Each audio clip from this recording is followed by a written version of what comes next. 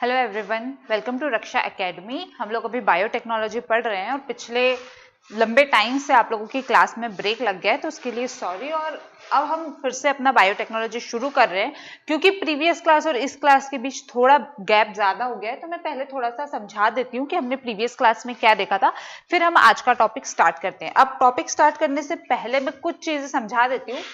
First, पूरा का पूरा बायोटेक्नोलॉजी लेक्चर के साथ खत्म करना है, इसलिए पेपर पेन लेकर बैठना है। जो जो चीज मैं बनाऊंगी, डायग्राम्स बनाऊंगी, डेफिनेशन की कोई चीजें समझाऊंगी, वो सब प्लीज लिख लेना, क्योंकि बहुत सारी चीजें ऐसी होंगी जो आपको बोर्ड पे मिलेंगी पर आपके नोट्स में नहीं मिलेगी, क्योंकि समझाते समझाते कई चीजें ऐसी होती है जो बोर्ड पे काफी अच्छे से एक्सप्लेन हो जाती है, बट हमारे नोट्स में हम उतने अच्छे से एक्सप्लेन नहीं कर पाते है ना। फर्स्ट चीज। सेकेंड चीज, हो सकता है कि कई जगह आपको लगे कि एमपीपीएससी के अकॉर्डिंग थोड़ा ज्यादा हो रहा है, सिर्फ इतना ही पूछा जाता है कि जैव प्रौद्योगिकी के सामाजिक आर्थिक विकास में अनुप्रयोग, और मैम इतना पढ़ा रही हैं, आता है, कई बार दिमाग में आता है। लेकिन अगर आप अपना सिलेबस बहुत ध्यान से देखेंगे, स्पेशली 2020 वालों के लिए मैं बोलूंगी, आपका पूरा का पूरा सिलेबस करंट ओरिएंटेड है ना। और जहां तक मुझे लगता है एमपीपीएससी के बच्चे इतना करंट अफेयर्स नहीं पढ़ते हैं।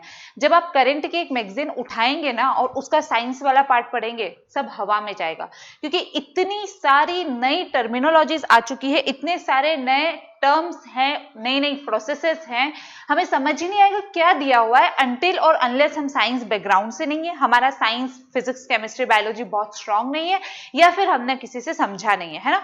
इसलिए 2020 वालों को बोलूंगी, चुपचाप दिमाग शांत करके जितना पढ़ाया जा रहा है अच्छे से पढ़ो, और एक मैगजीन कंपलसरी अभी से पढ़ना शुरू कर दो। वेट मत करो एग्जाम आएगा फिर से कोई कंपाइलेशन आएगा हम उठा के पढ़ लेंगे, नहीं, वो आपकी सबसे बड़ी मिस्टेक होगी। अभी से कोई भी एक मैगजीन उठा लो।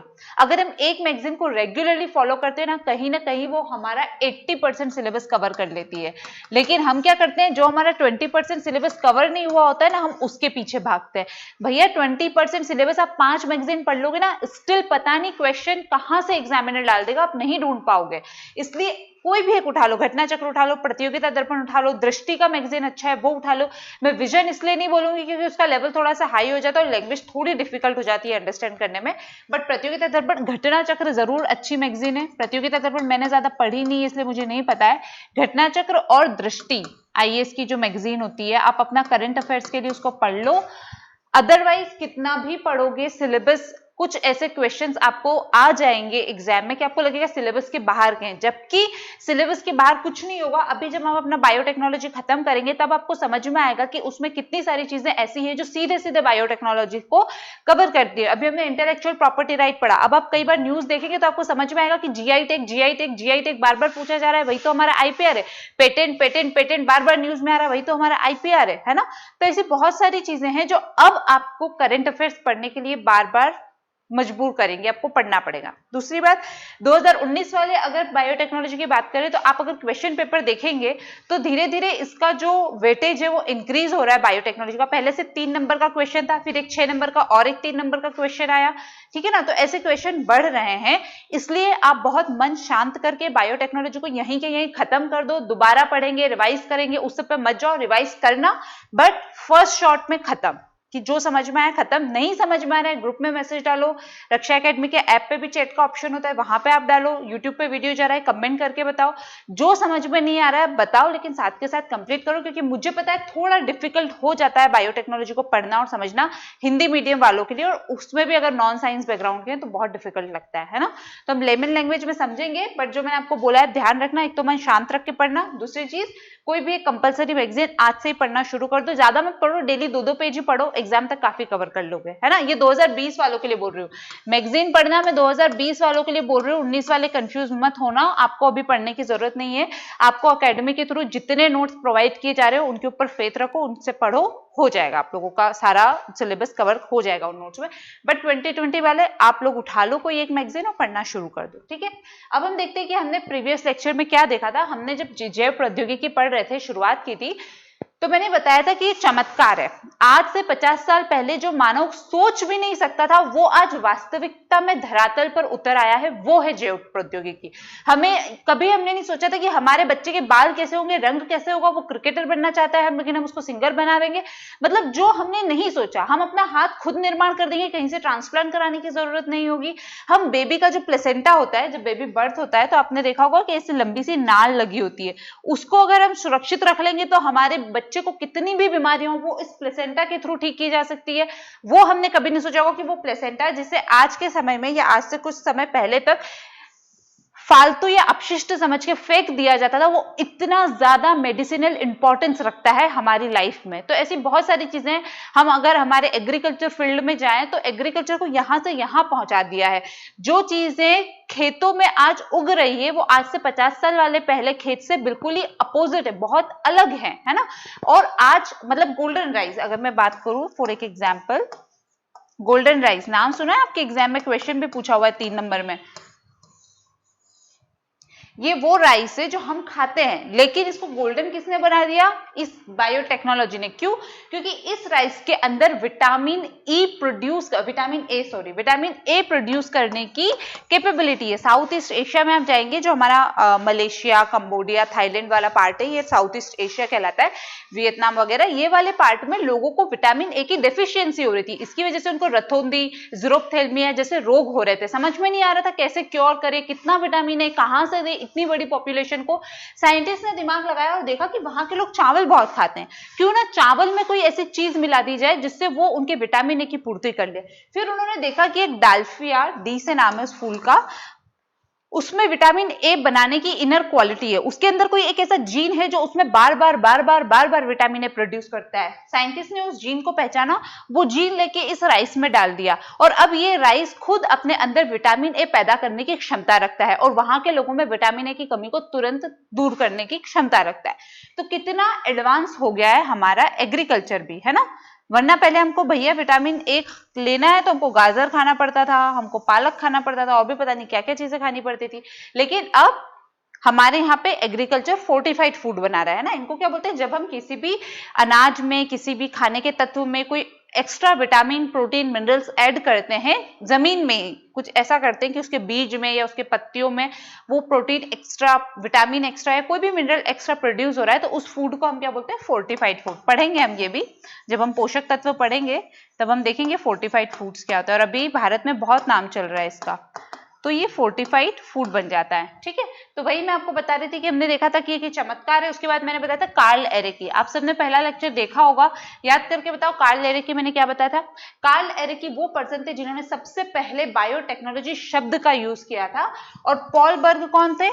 पॉल बर्ग को बायोटेक्नोलॉजी का फादर कहा जाता है, पिता कहा जाता है। ठीक है, फिर हमने परिभाषा देखी थी।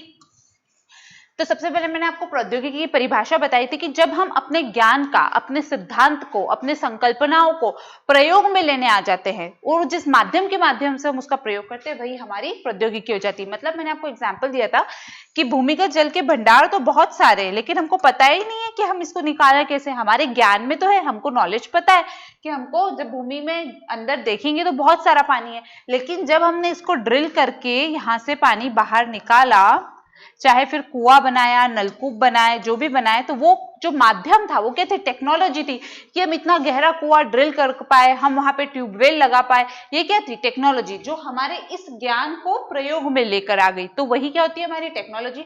और जब हम जैव तत्वों का जो हमारा ज्ञान है, जैसे मानव शरीर का ज्ञान, पादप संरचना का ज्ञान, जीव जंतु, बैक्टीरिया, वायरस या किसी और जानवर के शरीर का जो हमको ज्ञान होता है, उसमें हम तकनीक मिला के मानव के लिए उसका उपयोगी यूज करने लग जाते हैं, तो वही हमारी जैव प्रौद्योगिकी कहलाती है। इसके लिए मैंने आपको सीबीडी की डेफिनेशन बताई थी और बोला था कि चाहो तो यही कोट करके लिखना है। ये होता है आपका कन्वेंशन ऑन बायोलॉजिकल डाइवर्सिटी, जैव विविधता पर संयुक्त राष्ट्र का अभी समय है, इसने हमको जैव प्रौद्योगिकी की डेफिनेशन दी है और मैंने आपसे कहा था कि आप लोग यही लिखना। ठीक है, नोट्स में आपको मिल जाएगी, आप देख लेना। फिर हमने बायोटेक्नोलॉजी का इतिहास देखा था, फिर हमने शाखाएं देखी थी। ठीक है, शाखाएं ब्लू, रेड, व्हाइट, ग्रे, ये सारी, और भारत में बायोटेक्नोलॉजी हम देख चुके थे। ठीक है, मैंने उस वक्त आपको नोट्स में से नहीं बताया था, अभी मैं एक बार आपको नोट्स में बता देती हूँ कि क्या क्या आपको नोट्स में है। ये देखो, सर्वप्रथम किसने प्रयोग किया था? कार्ल एरेकी, पॉल बर्ग। फिर ये परिभाषा है, यहाँ पे 2 परिभाषाएं दी, आपको जो याद हो वो लिख लेना। एग्जाम्पल अभी मैंने इसलिए नहीं बताई क्योंकि हम जब पढ़ेंगे ना तब आप खुद अपने मन से एग्जाम्पल लिखना, है ना। फिर हमने इतिहास देखा था, first generation, second generation, third generation और फोर्थ जनरेशन। और फोर्थ जनरेशन जो आज की जनरेशन है उसी के अंदर हमने शाखाएं देखी थी। कौन सी? ये वाली शाखाएं, ग्रीन, ब्लू, गोल्ड, ग्रे, है ना। उसके बाद हमने ये देखा था थोड़ा सा और इतिहास कि किसने डीएनए की द्विकुंडलीय संरचना की खोज की, पेनिसिलिन की खोज की, डॉक्टर हरगोविंद खुराना को जो नोबेल प्राइज मिला था, वो सारी चीजें हमने देखी थी प्रीवियस लेक्चर में। अब इसलिए बता रही हूँ क्योंकि थोड़ा गैप हो गया है प्रीवियस लेक्चर में, है ना। तो आप लोग एक बार देख लो ताकि आपको चीजें रिकॉल हो जाए, वरना ऐसा लगेगा क्या पढ़ रहे हैं हम लोग। भारत में जैव प्रौद्योगिकी, मैंने बताया था कि हमारे यहाँ पे सबसे पहले भारतीय विज्ञान कांग्रेस जो था उसमें जैव प्रौद्योगिकी शब्द आया था। और इसके लिए मैंने आपको बताया था कि आप लोग मुझे बताना टाइम कैप्सूल क्या है। सबने लिखा टाइम कैप्सूल के बारे में? ये लेक्चर जब आपके पास पहुंच जाएगा ना, उसके बाद टॉप 100 का जो हमारे रक्षा एकेडमी का ग्रुप है, सब बच्चे टाइम कैप्सूल के बारे में उसमें 100 वर्ड में टिप्पणी करके लिखेंगे और अपने अपने आंसर्स भेज देना वहां पे, क्योंकि सभी लोग देख रहे होंगे। टॉप 200 जो 2020 वाला टॉप 100 का ग्रुप है उसमें भी अगर कोई देख रहा है ये वाला लेक्चर, तब भी आप टाइम कैप्सूल जाके सर्च करना और वहां ग्रुप में आप सेंड कर देना, मुझे मिल जाएगा, मैं चेक कर लूंगी किसने कैसा लिखा है। ये एक चीज मुझे पता चलेगी इससे कि आप लोगों को अगर करंट पढ़ने के लिए मैं बोल रही हूं तो आपको कितना समझ में आ रहा है कि करंट हमको पढ़ना कैसे है, समझ में आ रहा है। जब आपका अप्रोच मुझे पता चलेगा और मुझे लगेगा कि सही नहीं है आपके एग्जाम के कंटेक्स्ट से, तो हम यहाँ पे खुद कोई एक मैगजीन खोल के आपको समझा देंगे कि आपको कैसे पढ़ना है वो करंट अफेयर्स। लेकिन उससे पहले आप लोग किस तरह से पढ़ रहे हैं, आपका अप्रोच क्या है करंट अफेयर्स पढ़ने का, वो हमको पता होना चाहिए, ठीक है। इसलिए मैं बोल रही हूँ कंपल्सरीली 100 वर्ड्स में आप लोग टाइम कैप्सूल मुझे लिखकर टॉप 100 जो हमारे दोनों ग्रुप चल रहे हैं आंसर राइटिंग के लिए, प्री मेंस इंटरव्यू वाला, उन दोनों में आप लोग के टाइम कैप्सूल वाला आंसर लिखकर सेंड जरूर करना 100 वर्ड्स में। ये मत सोचना किसका अच्छा है किसका बुरा है, जो समझ में आ रहा है लिखना। सीखने के लिए आंखें बंद करके भेज दो बस, ऐसे कॉन्शियस मत हुआ करो कि हम भेजे नहीं भेजे, क्या लगेगा कैसे, कुछ नहीं लगेगा। इवन अप्रिशिएट ही करेंगे कि आपने एटलीस्ट लिखकर भेजा, है ना। तो ये मुझे वहां पर आप लिख के बताना। उसके बाद मैंने आपको बताया था 1982 में राष्ट्रीय जैव प्रौद्योगिकी बोर्ड का गठन किया गया। फिर जैव प्रौद्योगिकी विभाग हमने ministry of science and technology में स्टैब्लिश किया, उसके उद्देश्य और कार्य बताए थे। और फिर एक इंपॉर्टेंट संस्था आपसे प्रीलिम्स में फैक्ट पूछा जा सकता है, यूनाइटेड नेशन की, जिसका संस्था एक तो इटली में है और दूसरा नई दिल्ली में है ना।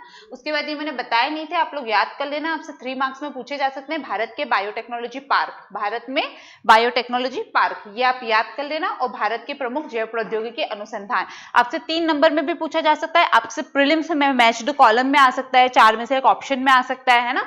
तो ये आप याद कर लेना, इसमें कुछ एक्सप्लेन करने जैसा नहीं, इसलिए मैं टाइम वेस्ट नहीं करना चाह रही हूँ इस पे, ठीक है। उसके बाद हमने देखा था कि जैव प्रौद्योगिकी को हम 2 तरीके से पढ़ेंगे, जेनेटिक और नॉन जेनेटिक। अभी हम शुरुआत करेंगे जेनेटिक से, ठीक है। अब हम अपने टॉपिक के ऊपर आते हैं, ठीक है। हमको पढ़ना था जेनेटिक और नॉन जेनेटिक से हम शुरुआत करने वाले थे, तो जेनेटिक आज हम शुरुआत कर रहे हैं। और जेनेटिक में हम किससे शुरुआत करेंगे? जेनेटिक में हम शुरुआत करेंगे जीन अभियांत्रिकी से, जेनेटिक इंजीनियरिंग से। किससे शुरुआत करेंगे? जेनेटिक इंजीनियरिंग, या इसी को हम क्या बोलते हैं? आनुवांशिक या जीन अभियंत्रण।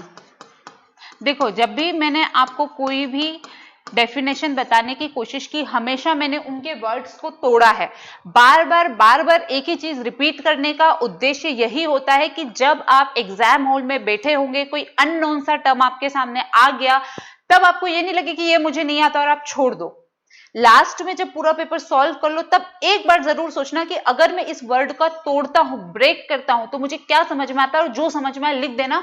मुझे लगता है 70% चांसेस में तो वो सही होगा, अनटिल और अनलेस कुछ अजीब ही ना पूछ ले एग्जामिनर। तो ये वर्ड तोड़ने वाली टेक्निक डेफिनेशन लिखने में 100% काम में आती है। वरना पेपर 3 ऐसा पेपर है ना कि आपको आता होगा तो आपको पूरे मार्क्स मिलेंगे, नहीं आता होगा तो सीधा 0 मिलेगा। जेनेटिक इंजीनियरिंग पता होगा तो लिख दोगे, नहीं पता होगा तो क्या लिखोगे? पढ़ना जरूरी है ना। वही आपको पर्यावरण लिख दिया तो नहीं पता होगा, तब भी कुछ ना कुछ तो लिख दोगे कि चारों ओर के वातावरण को पर्यावरण कहते हैं, इतना तो लिख ही दोगे ना। चलो अच्छी डेफिनेशन नहीं होगी, बट एक साधारण डेफिनेशन तो लिख दोगे ना।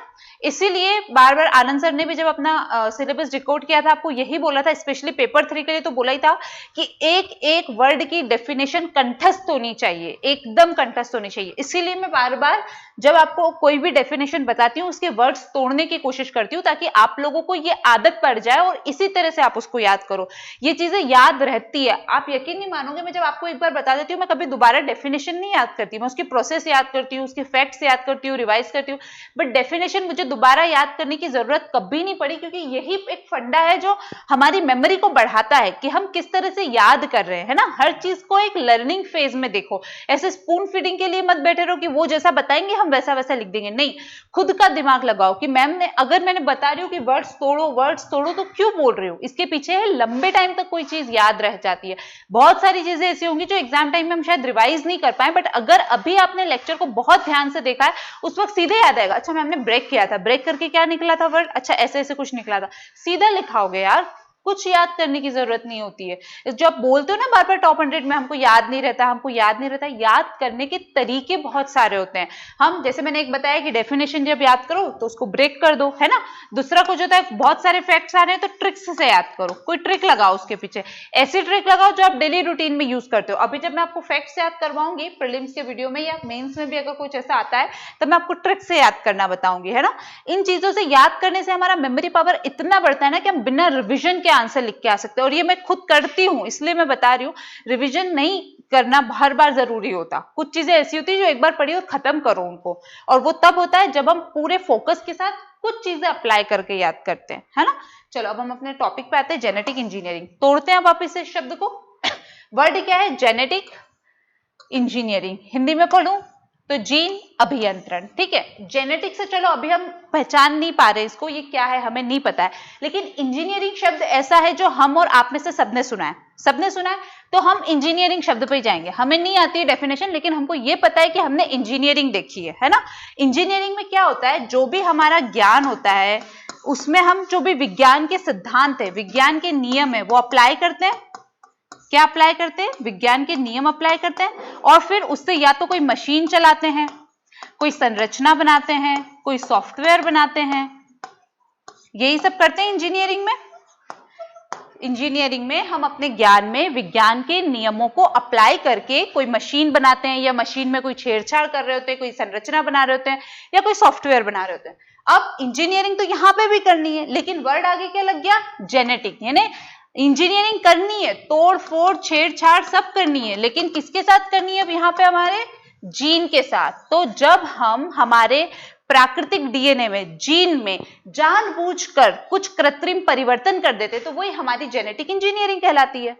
जब हम हमारे प्राकृतिक डीएनए में, प्राकृतिक जीन संरचना में कृत्रिम रूप से, मानव जो भी कर रहा है वो कृत्रिम हो गया, कृत्रिम रूप से कोई छेड़छाड़ करते हैं, कोई परिवर्तन करते हैं, कोई संशोधन करते हैं, तो वही हमारी जेनेटिक इंजीनियरिंग हो जाती है। अब वैसे मैंने आपको बोला था कि अगर आपको बायोटेक्नोलॉजी समझनी है तो एक बार आपको सेल, डीएनए, आरएनए, ये 3 चीजें पढ़नी होगी।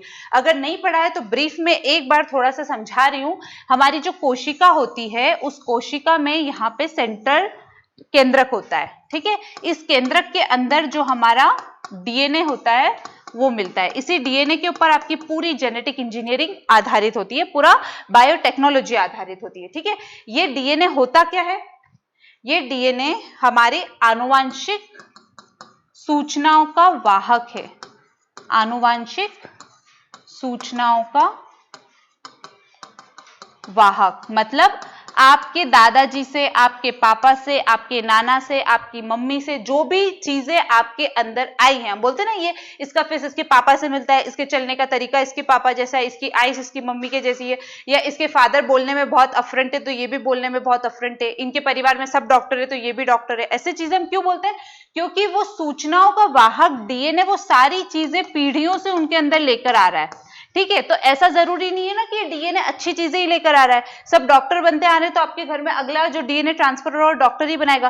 कई बार ये डीएनए डायबिटीज भी क्रिएट कर देता है। अगर आपकी नानी दादी को डायबिटीज होगा तो पूरे चांसेस है कि आपको भी डायबिटीज हो सकता है, आपको भी थैलेसीमिया हो सकता है, आपको भी सिकल सेल एनीमिया हो सकता है। तो ये डीएनए आनुवांशिक सूचनाओं का वाहक है, वो सूचनाएं अच्छी भी हो सकती है और वो सूचनाएं बुरी भी हो सकती है, ठीक है। अब ये सूचनाएं, जब एक चीज और समझा देती हूँ, आरएनए का क्या काम होता है ये तो समझ में आ गया। डीएनए का क्या काम होता है, डीएनए की संरचना कैसे होती है, डबल हेलिकल यानी द्विकुंडलित, इस तरह की संरचना होती है। अब इसकी इस तरह से इसमें नाइट्रोजन बेस और शुगर और फॉस्फेट कनेक्टेड होते हैं। इस तरह की आपने संरचना देखी होगी, यहाँ पे हमारा फॉस्फेट कनेक्टेड होता है इस तरह से कुछ, और यहाँ पे आपका एडिनिन, थाइमीन, साइटोसिन, गुआनिन, ये नाइट्रोजन बेस पेयर होते हैं जो एक दूसरे से हाइड्रोजन बेस पेयर से जुड़े होते हैं। हाइड्रोजन बॉन्ड क्या होते हैं ये आप लोग केमिस्ट्री में पढ़ेंगे, ठीक है। ये जैसे ये इससे जुड़ गया, ये इससे जुड़ गया, ये इससे, और ये क्या बचा है और इससे जुड़ गया, ठीक है। तो इस तरह से ये पूरी इसकी संरचना होती है।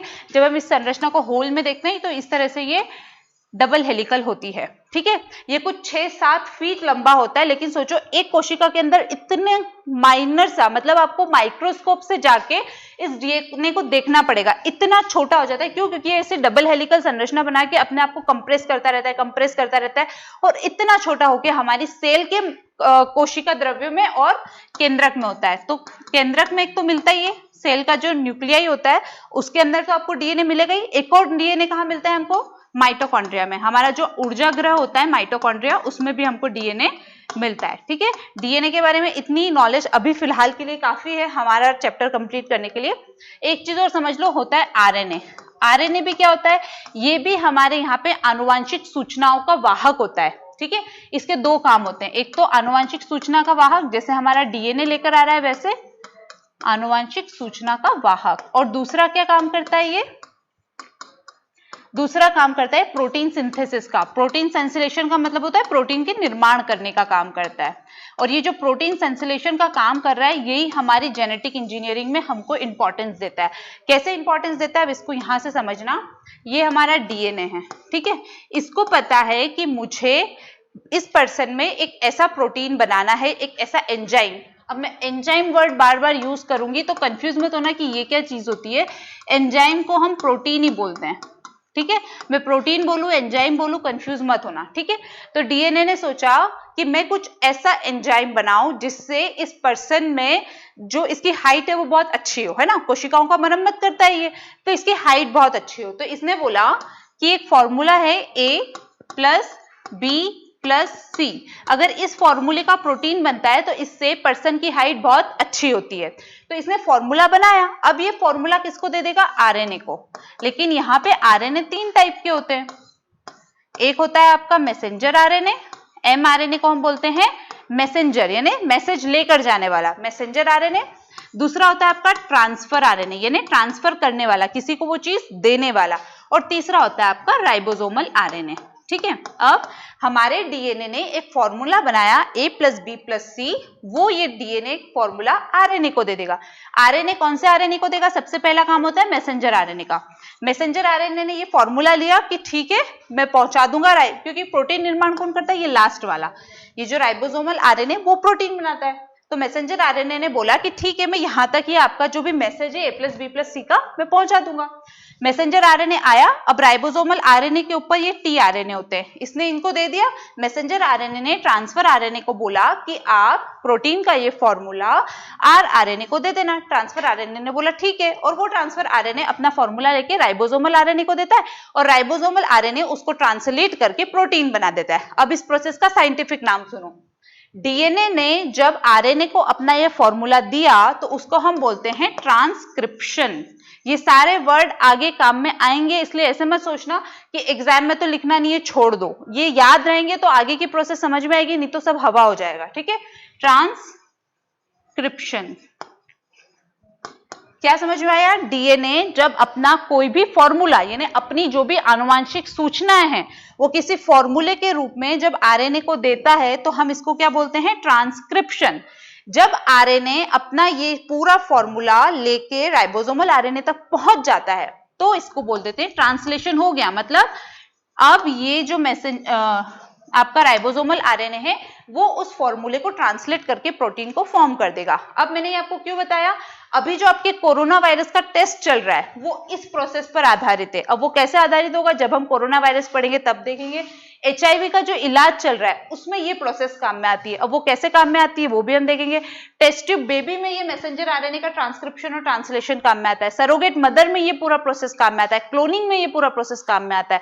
तो जब आपको प्रोसेस ही नहीं पता होगा तो वो आगे की चीजें पढ़ाकर क्या मतलब है ना। इसलिए एक बार फिर से समझा रही हूं, अभी भी दिमाग से हटाओ तो ध्यान रख लो, जब भी डीएनए को अपना कोई भी प्रोटीन बनाना होता है, अपनी कोई भी सूचना हमारे शरीर के अंदर एक्टिवेट करवानी होती है, तो वो इस फॉर्मूले को आरएनए को दे देता है। ये आरएनए को जब डीएनए ने दिया, इस प्रोसेस को हम बोलते हैं ट्रांसक्रिप्शन। यही आपको हिंदी की देवनागरी में लिखना है, ट्रांसक्रिप्शन।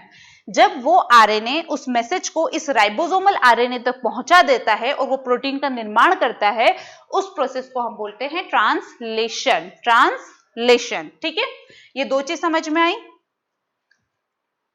अब हम अपनी जेनेटिक इंजीनियरिंग पर वापस आते हैं, ठीक है। अब जेनेटिक इंजीनियरिंग में मैंने आपको बताया कि, एक सेकेंड, जेनेटिक इंजीनियरिंग में सबसे पहले मैंने आपको इंजीनियरिंग के बारे में बताया, ठीक है। इंजीनियरिंग में हम अपनी ज्ञान से जो भी चीजें होती है, मशीनरी होती है, उसको बनाते हैं, ठीक है। उसमें कोई छेड़छाड़ करते हैं, उससे एक नया प्रोडक्ट बनता है, सॉफ्टवेयर बनता है, या कोई संरचना बनती है, कोई नई मशीन बनती है। वैसे ही अगर हम अपने इस जीन के साथ, ये जीन क्या हो गया, हमारी आनुवांशिकता का वाहक। अभी एक चीज, डीएनए और जीन में अगर कंफ्यूजन हो तो सबसे पहले क्रोमोसोम्स होते हैं, क्रोमोसोम्स यानी गुणसूत्र। क्रोमोसोम्स को हम क्या बोलते हैं, गुणसूत्र हिंदी में। फिर chromatin, DNA and then gene. यानी कि सबसे छोटी इकाई है जीन।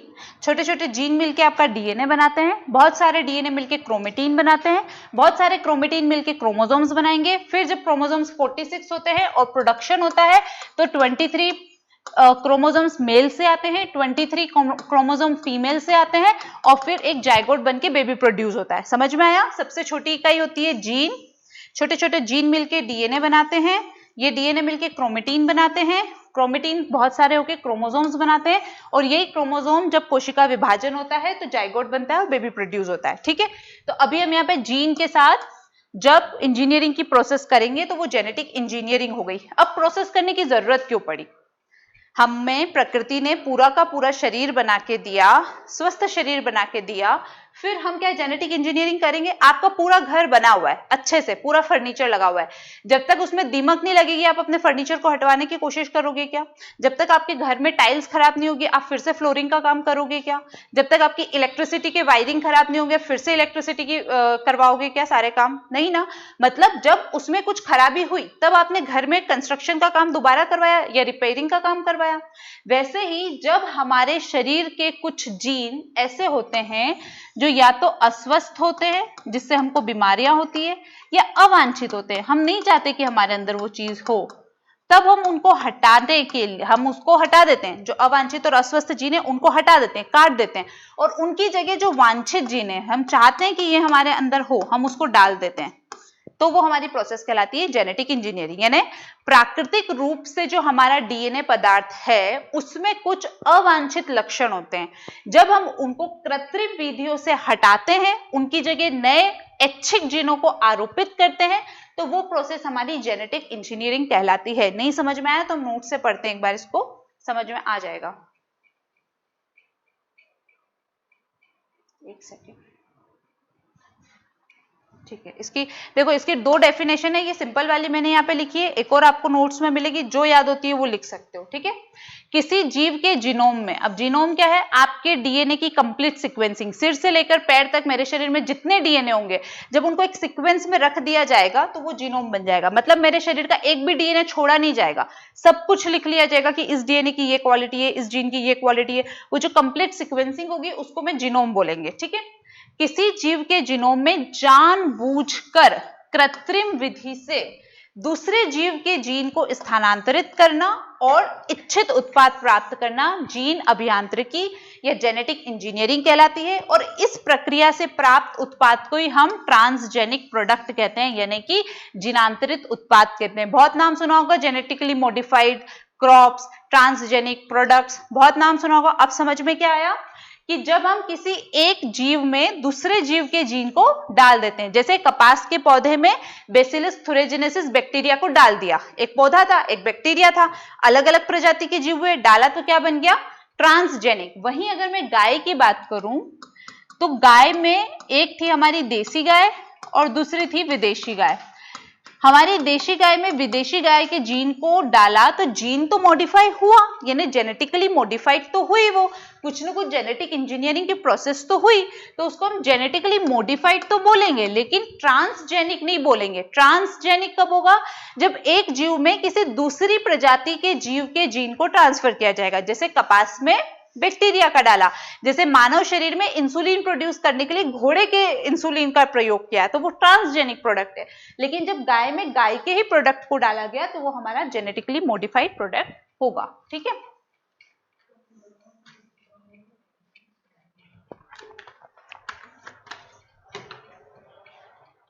ये सारी डिफरेंस हमको आगे मिलेंगे, 4 5 5 डिफरेंसेस में मिलेंगे, अभी समझते जाओ, अगर आगे टर्म्स आई तो मुझे बार बार एक्सप्लेन नहीं करना पड़ेगा। ठीक है, तो ये डिफरेंस, इसकी डेफिनेशन समझ में आई। जेनेटिक इंजीनियरिंग की किसी जीव के जीनोम में जानबूझकर कृत्रिम विधि द्वारा दूसरे जीव के जीन को स्थानांतरित करना और इच्छित उत्पाद प्राप्त करना जेनेटिक इंजीनियरिंग कहलाती है, और इस प्रकार प्राप्त उत्पाद को ट्रांसजेनिक प्रोडक्ट या जीनांतरित उत्पाद कहते हैं। अब एक और डेफिनेशन हम नोट्स में से देख लेते हैं इसकी।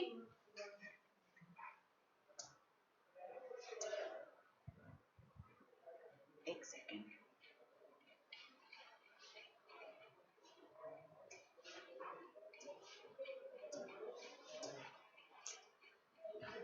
ठीक है। जेनेटिक इंजीनियरिंग, ये शायद दिख नहीं रहा होगा, मैं बोल के बता रही हूँ, उतने में समझ लेना, बाकी आपको नोट्स में मिल जाएगा। ठीक है, ये वस्तुतः एक तकनीक है जिसके अंतर्गत किसी जीव के किसी विशेष लक्षण अथवा लक्षणों में, अर्थात डीएनए में निहित प्राकृतिक कमियों में, मतलब अगर मुझे मेरे पूर्वजों से, मेरे दादा से, मेरे पापा से एक ऐसा डीएनए मिला है जो मेरे अंदर डायबिटीज को जनरेट कर सकता है, तो वो कैसा हुआ? कमी हुई, मेरे शरीर में स्वस्थ नहीं रहने देगा वो जीन मुझे। तो डीएनए में निहित प्राकृतिक कमियों में वांछित सुधार लाने के उद्देश्य से, मतलब उस जीन को हटाना है हमको ताकि मुझे डायबिटीज नहीं हो दोबारा, तो वांछित सुधार लाने के उद्देश्य से उस विशेष लक्षण को नियंत्रित करने वाले जीन में कृत्रिम तरीके से परिवर्तन किया जाता है। या तो उस जीन को हटा लिया जाता है, उसकी जगह स्वस्थ जीन डाल दिया जाता है, या उसी जीन में कुछ ऐसे चेंजेस कर दिए जाते हैं कि वो इनएक्टिव हो जाता है, निष्क्रिय हो जाता है।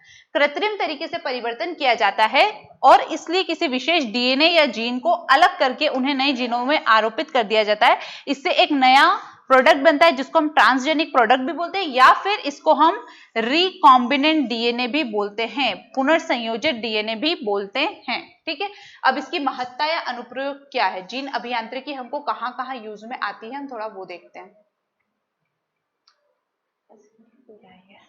एक सेकंड सर, इसका साइज एक बार सेट कर दीजिए ना। हाँ, सही तो कर दो, बीच में रोकना पड़ेगा।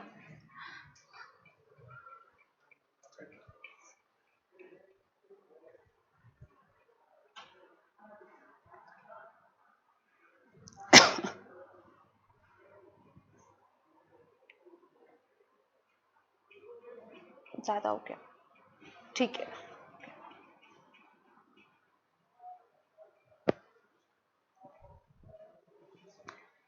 ठीक है, अब इसके महत्ता और अनुप्रयोग देख लेते हैं। मतलब आपसे सीधे सीधे ये पूछा जा सकता है कि जीन अभियंत्रण क्या है, उसका उपयोग बताइए, अनुप्रयोग बताइए, महत्व बताइए, लाभ बताइए। ठीक है, तो डेफिनेशन हमने देख ली। अब उसका अनुप्रयोग, तो सबसे पहले तो मैंने आपको बताया कि अगर मेरे शरीर में से डायबिटीज पैदा करने वाले जीन को हटा लिया जाता है और एक स्वस्थ जीन आरोपित कर लिया जाता है, तो क्या होगा? मेरे मूलभूत जो आनुवांशिक गुण मिल रहे थे उनमें परिवर्तन हो गया। अगर मेरे मम्मी पापा को चाहिए कि हमको स्ट्रेट हेयर नहीं चाहिए, हमारे बच्चे में कर्ली हेयर चाहिए, तो वो वैसा जीन उसमें ट्रांसप्लांट कर सकते हैं। और काला रंग नहीं चाहिए, गोरा रंग चाहिए, तो वो वैसा जीन उसमें ट्रांसप्लांट कर सकते हैं। यानी कि इस सब के माध्यम से आकार, रंग, आकृति, मूलभूत गुण सब कुछ बदला जा सकता है एक जीव के शरीर का। इसको हम क्या बोलते हैं? Designer baby. ये हम अलग से पढ़ेंगे। ठीक है, डिजाइनर बेबी मैंने आपको फर्स्ट लेक्चर में इसकी अवधारणा बताई थी। सेकेंड है असाध्य और अनुवांशिक रोगों का निराकरण संभव, बताया मैंने। जो डायबिटीज पैदा करने वाला जीन था उसको काट के अलग कर देंगे। एड्स, हृदय संबंधी रोग, मलेरिया, हीमोफीलिया और अन्य घातक बीमारियों के लिए वैक्सीन का निर्माण। देखो ये अलग से आपका टॉपिक है, जब हम रिकॉम्बिनेंट डीएनए पढ़ेंगे तो मैं बताऊंगी कि हम जेनेटिक इंजीनियरिंग का यूज करके वैक्सीन कैसे बना सकते हैं। ठीक है, तो ये आप अभी फिलहाल तो रट लेना, नेक्स्ट लेक्चर में आपको पता चल जाएगा कि इससे हम जीन कैसे बनाते हैं।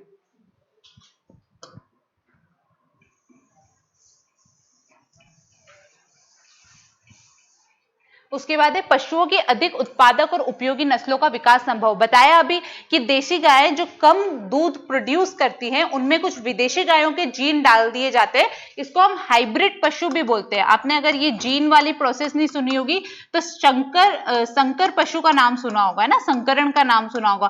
ये किससे पॉसिबल हुआ? ये इस जेनेटिक इंजीनियरिंग से ही पॉसिबल हुआ। ठीक है, कुछ फसलों में नील हरित शैवाल और जीवाणुओं से प्राप्त नाइट्रोजन स्थिरीकरण जीन्स का स्थानांतरण भी संभव। मतलब इसमें ओवरऑल ये बताया हुआ है कि हमारे यहाँ पे बहुत सारे पौधे ऐसे होते हैं जो नाइट्रोजन फिक्सेशन करते हैं। जैसे आपने सुना होगा राइबोसोमल एक जीवाणु होता है जो दलहनी फसलों में ऐसे छोटी छोटी गांठें मिलती है ना, जैसे ये उनकी जड़ें होती है, इनमें ऐसे छोटे छोटे से नोड्यूल्स होते हैं, इनके अंदर हमको राइबोसोम जीवाणु मिलता है। इसमें क्या विशिष्टता होती है कि ये वातावरण की नाइट्रोजन को नाइट्रेट में बदल देता है। नाइट्रोजन को किस में बदल देता है? नाइट्रेट में, यानी उसका फिक्सेशन कर देता है और फिर वो पौधों के यूज में आ जाती है। लेकिन सारे पौधों में ये नाइट्रोजन फिक्सेशन का गुण नहीं होता है, इसलिए उनमें हमको क्या डालना पड़ता है? अमोनिया से बना हुआ यूरिया।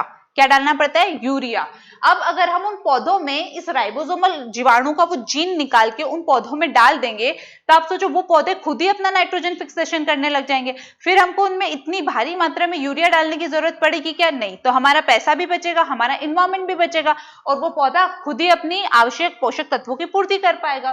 फिर पौधों की जंगली प्रजातियों से जीन प्राप्त करके उन्हें फसली पौधों में स्थानांतरित करना, क्योंकि अभी बहुत सारे पौधे हमारे ऐसे होते हैं जो कीटों का प्रकोप होने से, जैसे अभी टिड्डी दल का प्रकोप मध्य प्रदेश में बहुत ज्यादा हुआ था।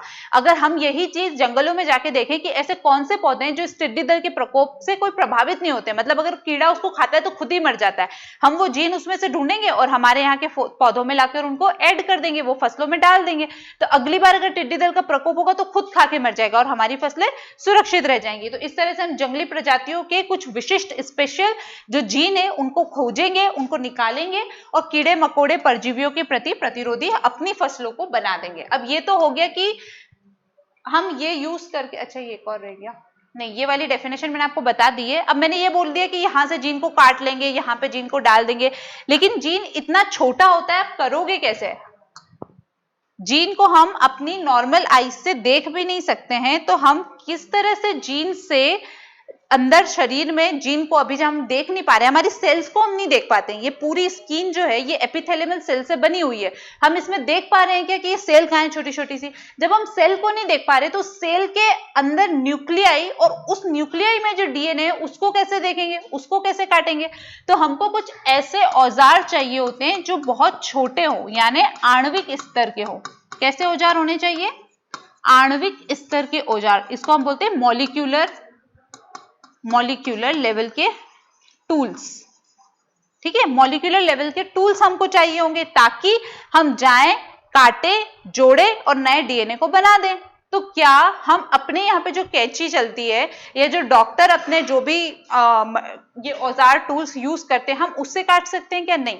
एक व्यक्ति हुए वार्नर अर्बर, ये नाम याद रखना, वार्नर अर्बर आपके प्रीलिम्स फैक्ट्स के लिए भी इंपॉर्टेंट है। ठीक है, इन्होंने जब प्रकृति में खोज की तो इनको पता चला कि प्रकृति में सभी जीवों में कुछ ऐसे विशेष एंजाइम्स प्रोवाइड कराए हैं। क्या प्रोवाइड कराए हैं? विशेष एंजाइम्स जो हमारे शरीर में जाके डीएनए को काट भी सकते हैं, जोड़ भी सकते हैं, उनकी डुप्लीकेट कॉपी भी बना सकते हैं। मतलब प्रकृति ने सब कुछ प्रोवाइड करा रखा है, आप जाके ढूंढो आपको मिल जाएगा। तो वो ढूंढने वाला व्यक्ति कौन था? Warner harbour. जब इन्होंने एक ऐसा एंजाइम देखा जो शरीर में जाके हमारे डीएनए को काट सकता है, उस एंजाइम को, उस विशिष्ट एंजाइम को इन्होंने क्या नाम दिया?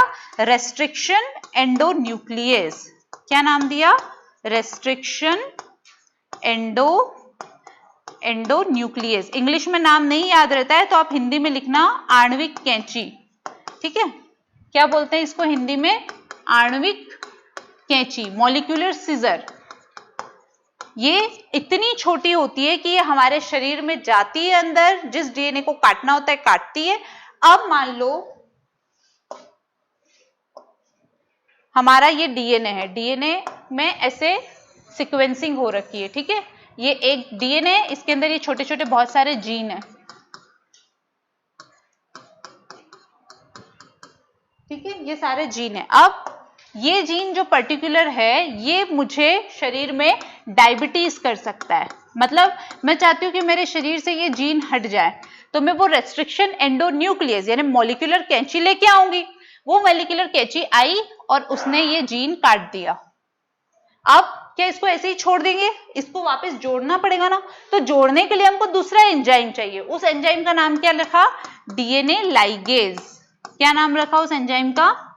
DNA ligase. इस सब के यही नाम आपको लिखने पड़ेंगे, हिंदी में कोई अलग नाम नहीं है इसका, ठीक है। जैसे ही हम यहाँ पे डीएनए लाइगेज को छोड़ेंगे, ये डीएनए लाइगेज इसको फिर से जोड़ देगा और ये हमारा नॉर्मल डीएनए बन जाएगा, ठीक है। अब हम चलते हैं एक बार टूल्स पे। 2 टूल्स मैं आपको समझा चुकी।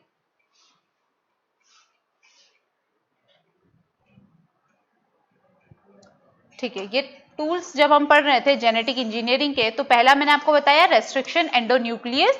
वार्नर अर्बर ने इसकी खोज की थी। क्या कहते हैं हम इसको? आणविक कैंची भी कहते हैं, ठीक है। ये बता दिया अभी मैंने आपको क्या काम करता है। ये हमारे डीएनए को काटने का काम करता है, आणविक कैंची। दूसरा भी मैंने बताया डीएनए लाइगेज। ये क्या काम करता है? डीएनए को जोड़ने का काम करता है। मतलब वो कैंची और ये फेविकोल है, ठीक है। डायरेक्ट ऐसे याद रखना, ये इसका क्या काम है? डीएनए को जोड़ना, ठीक है। अब आता है डीएनए पॉलीमरेज। ये है मोस्ट इंपॉर्टेंट। क्यों? क्योंकि आपका जो कोरोना वायरस का टेस्ट हो रहा है उसमें इस डीएनए पॉलीमरेज का और इस रिवर्स ट्रांसक्रिप्टेज का बहुत बहुत बहुत बड़ा हाथ है। एचआईवी को ठीक करने में इसका बहुत बड़ा हाथ है। तो फिलहाल अगर हम एचआईवी को छोड़ भी दें, कोरोना वायरस बहुत ज्यादा न्यूज में, हमको पता होनी चाहिए कि टेक्नोलॉजी है क्या। डीएनए पॉलीमरेज, इसको हम पीसीए भी बोलते हैं। पीसीए का फुल फॉर्म क्या होता है? Polymerase chain reaction, PCR, polymerase chain reaction. Polymerase क्या काम करता है? रिफ्लेक्शन का। पॉली मतलब क्या होता है? वर्ड पे अगर जाऊं तो पॉली मतलब होता है बहुत सारा, पॉली मतलब बहुत। तो बहुत सारे डीएनए बनाने का काम करता है, यानी कि डीएनए की डबलिंग करने का काम करता है। साइंटिफिक लैंग्वेज में हम इसको क्या बोलते हैं? डीएनए की रेप्लिकेशन का काम करता है। यानी अगर हमारे पास में यहाँ पर अभी एक डीएनए है, मान लो ये मेरे पास में एक डीएनए है, ठीक है। जैसे ही मैंने यहाँ पर पॉलीमरेज चेन रिएक्शन स्टार्ट किया, मतलब एक डिश होती है प्लेट जैसे, ठीक है, उसमें ये जो एंजाइम होता है उसको डाल दिया जाता है और फिर इस डीएनए को इस डिश में डाल देंगे। ये डीएनए क्या करेगा? अपनी एक कॉपी थी, अभी 2 कॉपी बना लेगा, फिर ये 2 से 4 कॉपी बना लेंगे, फिर ये 4 से 8 कॉपी बना लेंगे, ऐसे 8 से 16, 16 से 32, 32 से 64 और बहुत सारी हार्वेस्टिंग होती रहेगी हमारे डीएनए की।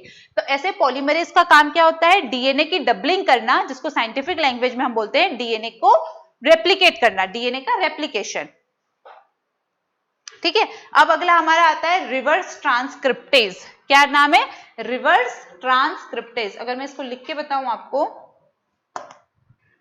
इसको हिंदी में आप लिखोगे ऐसे, रिवर्स ट्रांसक्रिप्टेज, रिवर्स ट्रांसक्रिप्टेज। अब ये क्या काम करता है? ये आरएनए को डीएनए में बदलने का, सीडीएनए में बदलने का काम करता है। अब ये क्या चीज हुई? देखो ट्रांसक्रिप्टेज, जब मैंने आपको बताया था, देखो ये वाली प्रोसेस, एक सेकेंड,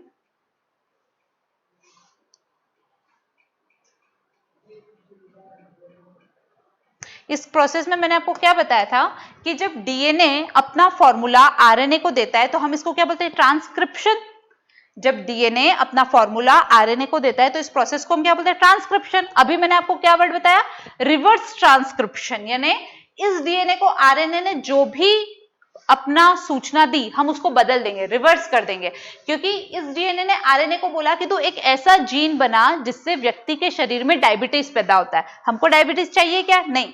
तो हमने इसके अंदर एक नया पदार्थ डाला जो जीन के फॉर्म में ही काम करता है। वो अंदर जाके इस आरएनए को क्या बोलेगा? नहीं, ये वाला फॉर्मूला नहीं, ये वाला फॉर्मूला बना। लेकिन आरएनए की विशेषता है कि वो केवल डीएनए की बात सुनता है। तो हम क्या करेंगे? रिवर्स ट्रांसक्रिप्शन प्रोसेस से एक इसी आरएनए से सीडीएनए बना देंगे। तो अब वो जो भी इसको प्रोसेस या फॉर्मूला देगा वो आरएनए मान लेगा, क्योंकि इसकी संरचना भी इस डीएनए जैसी होगी। ये डीएनए, इसकी कॉपी डीएनए हम यहाँ बना लेंगे। ये हमारा मेन डीएनए है, इसका सी डीएनए यानी कॉपी डीएनए हम यहाँ पे बना लेंगे। फिर ये इस आरएनए को जो भी सूचना देगा आरएनए को माननी पड़ेगी। फिर वो ऐसा जीन बनाएगा ही नहीं जो हमारे शरीर में डायबिटीज को प्रोड्यूस कर सके। अभी फिर से चलते हैं रिवर्स ट्रांसक्रिप्शन पे। रिवर्स ट्रांसक्रिप्टेज क्या होती है? आरएनए को cDNA बनाता है। अभी भी अगर नहीं समझ में आया तो टेंशन मत लेना, जब आगे प्रोसेस देखोगे तो समझ में आएगा कैसे आरएनए डीएनए में कन्वर्ट होता है। ठीक है, फिलहाल ये समझो यहां पर हमने एक सेकेंड, यहां पर हमने जेनेटिक इंजीनियरिंग के टूल्स पढ़े। मतलब अगर हमको किसी डीएनए को, किसी जीन को काटना है, जोड़ना है, उसकी बहुत सारी डुप्लीकेट कॉपी बनानी है। जैसे डुप्लीकेट कॉपी क्यों बनानी पड़ेगी? अभी हम क्या करते हैं, एक बार इंसुलिन का इंजेक्शन दिया तो क्या एक ही बार में डायबिटीज क्योर हो जाता है? बार बार मरीज को इंसुलिन का टीका लेना पड़ता है, इंसुलिन का वो इंजेक्शन लेना पड़ता है। लेकिन एक बार आपको पोलियो वायरस का टीका लग गया तो क्या पूरे साल हर दिन आपको वो 2 बूंद जिंदगी की वो ड्रॉप्स पिलाई जाती है क्या? नहीं, एक पर्टिकुलर टाइम के लिए पिलाई जाती है ना, क्योंकि तब तक बहुत सारी एंटीबॉडीज वो बनने का काम शुरू हो जाता है। यानी कि एक बार डाल दिया तो उसकी डुप्लीकेशन होना जरूरी है। वैसे ही यहाँ पे हम जब डीएनए को जोड़ देंगे, काट देंगे, अगर हमको उसकी डुप्लीकेट कॉपी बनानी है तो हम डीएनए पॉलीमरेज कराएंगे। लेकिन हमको काटना नहीं है, जोड़ना नहीं है, हमको जो ऑलरेडी खराब डीएनए है उसी को ठीक करना है, तो हम वहां पे रिवर्स ट्रांसक्रिप्टेज का यूज करेंगे। हम आरएनए को बोलेंगे कि उस डीएनए की बात मत सुन, इस डीएनए की बात सुन, और ये डीएनए जो प्रोटीन बोल रहा है वही जाके बना, तो वो अच्छा प्रोटीन बना देगा जिससे हमको डायबिटीज नहीं होगा। ठीक है, तो ये 4 टूल्स याद रखना। रिवर्स रेस्ट्रिक्शन एंडोन्यूक्लियस, या इसी को हम क्या बोलते हैं, आणविक कैंची। फिर डीएनए लाइगेज जो जोड़ता है, डीएनए पॉलीमरेज जो डुप्लीकेशन या रेप्लिकेशन का काम करता है, और रिवर्स ट्रांसक्रिप्टेज जो आरएनए को cDNA में बदलता है। अब आते हैं दूसरा, वाहक। वाहक क्या होता है? मान लो कि मुझे प्रकृति में एक ऐसा जीन मिला जो पौधों में बहुत ज्यादा प्रोडक्शन को बढ़ा देता है। अब वो जीन मुझे मिल तो गया, मैंने उस पौधे से निकाल भी लिया, लेकिन अब मैं नए पौधे में उस जीन को डालूं कैसे? मान लो ये है पौधा ए, ठीक है, ये है हमारा प्लांट ए। इसमें से मुझे जो जीन अच्छा लगा वो जीन मैंने यहाँ पे निकाल लिया। ठीक है, ये जीन मैंने निकाल लिया। अब इस जीन को मुझे इस प्लांट बी में डालना है। ठीक है, अब इस जीन को निकाल के मैं रखूं और फिर यहां से यहां तक ट्रांसप्लांट करूं, तब तक तो ये जीन मर जाएगा। तो क्या होगा, इस जीन को हमें किसी ऐसी जगह पे ट्रांसप्लांट करना होगा जिससे ये जीन स्वस्थ भी रहे, अपनी इतनी सारी कॉपीज बना ले कि हम ऐसे जितने भी प्लांट्स हैं उन सब प्लांट्स में इसकी धीरे धीरे सारी कॉपीज डाल दें, और फिर वो जीन भी इस वाले प्लांट का जो जीन हमने लिया वैसे ये ज्यादा से ज्यादा प्रोडक्शन हमको देने लग जाए। तो यानी मतलब क्या हुआ कि ऐच्छिक जीन को, मतलब मान लो हमको प्रोडक्शन बढ़ाने का जीन चाहिए था पौधों में, तो ऐच्छिक जीन को लक्षित कोशिकाओं तक पहुंचाने के लिए वाहक की आवश्यकता होती है। मतलब डायबिटीज को खत्म करने के लिए जो जीन है वो हमारा ऐच्छिक जीन है, कि अगर ये वाला जीन मेरी बॉडी में आएगा तो मेरे अंदर जो डायबिटीज को प्रोड्यूस करने वाला जीन है वो उसको काट देगा और वो जीन अब उसकी जगह पे एस्टेब्लिश हो जाएगा।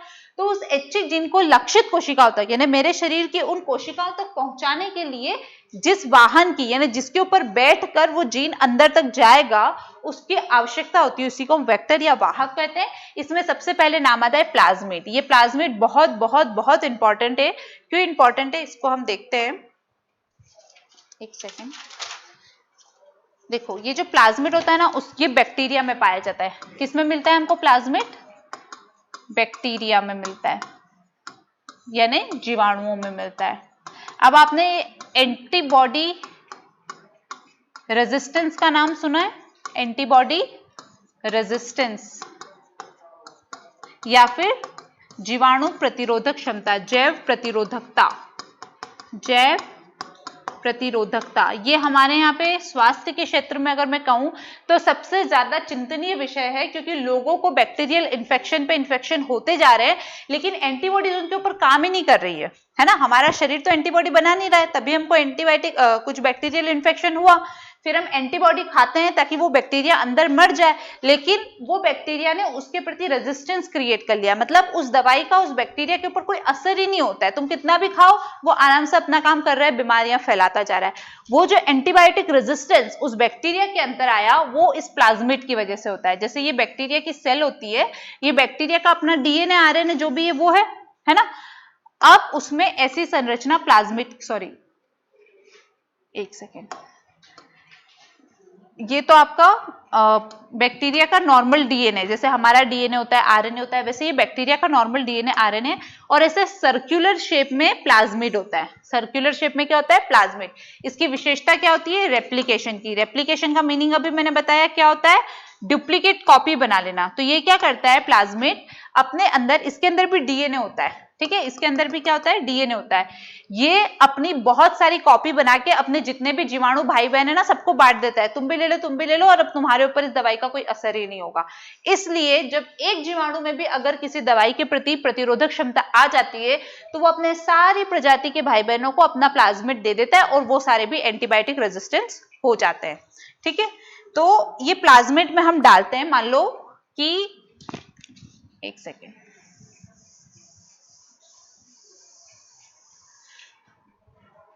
मान लो अब मेरे शरीर में इंसुलिन बनना बंद हो गया, मुझे डायबिटीज है, ठीक है।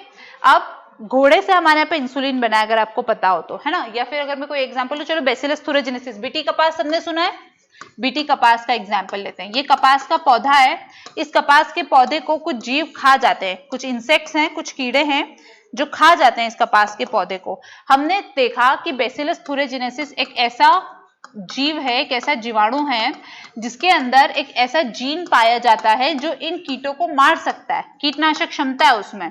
तो हमारे वैज्ञानिकों ने सोचा कि हम इस जीन को निकाल के इस कपास में ट्रांसप्लांट कर देते हैं। तो उन्होंने इस बैसिलस थुरेजेनेसिस जीवाणु का पूरा अध्ययन किया, और फिर उसमें से पता चला कि ये एक पर्टिकुलर ऐसा जीन है जो बैसिलस थुरेजेनेसिस के अंदर पाया जा रहा है, और वो हमारे इन कीटों को खत्म कर देगा। अब उन्होंने ये जीन निकाल लिया, अब वो क्या करेंगे, ये जो हमारा प्लाज्मिड है, ये इसका डीएनए है, और ये सॉरी ये हमारा बैक्टीरिया है, ये उसका डीएनए, और ये इसका प्लाज्मिड है। इस प्लाज्मिड में ये जो हमारा डीएनए था ना, इसको यहाँ पर वो ऐड कर देंगे। जैसे ये ऐड होगा, फिर इसका पॉलीमरेज चेन रिएक्शन होगा, या जीवाणुओं में वैसे भी विखंडन होता है ना, वो तुरंत अपने आप को तोड़ तोड़ के नए जीव बनाते हैं। वो विखंडन करते जाएंगे, और ऐसे बहुत सारे बना लेंगे अपने प्लाज्मिड से। ऐसा बहुत सारे डीएनए बन जाएंगे जिनमें बैसिलस थुरेजेनेसिस का जो प्रोटीन था, जो कीटनाशक करता है, वो हमको इतने सारे लेवल पे मिल जाएगा। हम बड़े लेवल पे इसका हार्वेस्टिंग कर देंगे, जैसे खेती करते हैं 1000 टन गेहूं उगाते हैं, वैसे बहुत सारा ऐसा प्रोटीन बना लेंगे। फिर इस प्रोटीन को हम यहाँ से निकालते हैं और उसको सीधा लेके कहाँ ट्रांसप्लांट कर देते हैं? यहाँ पे ट्रांसप्लांट कर देते हैं। या कई बार इस बैक्टीरिया को ऐसा का ऐसा यहाँ पे, ये प्लाज्मिड का ये जो इतना सा शेल है, उसको इतना सा यहाँ पे ट्रांसप्लांट कर दिया जाता है, ठीक है। तो इस तरह से प्लाज्मिड वाहक का काम करता है। दूसरे और जो वाहक है वो कौन कौन से हैं वो देख लेते हैं एक बार। बैक्टीरियोफेज, बैक्टीरियोफेज ऐसा बैक्टीरिया, ऐसा वायरस होता है जो बैक्टीरिया को खा जाता है। बैक्टीरियोफेज, PHAGE का मतलब होता है खाना, यानी बैक्टीरिया को खाने वाला वायरस होता है बैक्टीरियोफेज। फिर वैसे एक कॉस्मिड होता है, ये प्लाज्मिड की जैसी संरचना होती है। यीस्ट होता है, और भी बहुत सारे होते हैं। हमको 4 नाम याद रखने कि इन वेक्टर्स के थ्रू हम जो भी जीन हमको दूसरे पौधे में, जीव में, मनुष्य में ट्रांसप्लांट करना होता है, हम काट कर देते हैं। प्लाज्मिड, बैक्टीरियोफेज, कॉस्मिड और यीस्ट, ठीक है। एक बार ये हमारा पूरा हो गया। अगले लेक्चर में हम पुनर्संयोजी डीएनए टेक्निक पढ़ेंगे। एक बार इस पूरे को नोट्स में से बता के दिखा देती हूँ कि क्वेश्चन आता है तो आपको लिखना कैसे है, ठीक है। देखो, अगर आपसे पूछा जीन अभियांत्रिकी क्या है, उसके अनुप्रयोग समझाइए, तो अगर 2020 वालों के लिए देखें पहले, तो आपसे 3 नंबर में पूछा जा सकता है, 5 में पूछा जा सकता है, या 11 में पूछा जा सकता है। 2019 वालों को 3 नंबर में पूछा जा सकता है, 6 में और 15 में, ठीक है। अब आप दोनों देख लेना। 3 नंबर वाले में जेनेटिक इंजीनियरिंग सीधा पूछेगा, डेफिनेशन लिख देना। ये वाली लिखनी हो तो ये पीछे वाले पेज पे शॉर्ट में एक और डेफिनेशन है, जो याद होती है वो लिख सकते हो, ठीक है। अब 5 नंबर में पूछा है तो जेनेटिक इंजीनियरिंग और उसके अनुप्रयोग, और अगर दीर्घोत्तरीय पूछा है तो सीधे टूल्स भी डाल सकते हो आप उसमें। तो आपका पूरा 300 वर्ड्स का ये टॉपिक हो चुका है, ठीक है। अब डिपेंड करता है वो क्वेश्चन कैसे पूछ रहा है। अभी तक उसका बहुत सीधे सीधे क्वेश्चन पूछने का टेंडेंसी रही है। जेनेटिक इंजीनियरिंग और इसके अनुप्रयोग समझाइए, जेनेटिक इंजीनियरिंग कहाँ है, क्या है, उसमें किस टूल्स का यूज होता है, सीधे ये पूछ सकता है किस वाहक का यूज होता है ना। तो ये आपको सारा यहाँ से मिल जाएगा। ये आपको डेफिनेशन मिल जाएगी, इसके अनुप्रयोग, ठीक है, और फिर ये यहाँ पे आपको इसके टूल्स मिल जाएंगे, ये जेनेटिक इंजीनियरिंग के टूल्स, ठीक है। अब हम कल लेक्चर में देखेंगे अपना पुनर्संयोजी डीएनए टेक्निक, यानी रिकॉम्बिनेंट डीएनए टेक्निक, ठीक है। Thank you.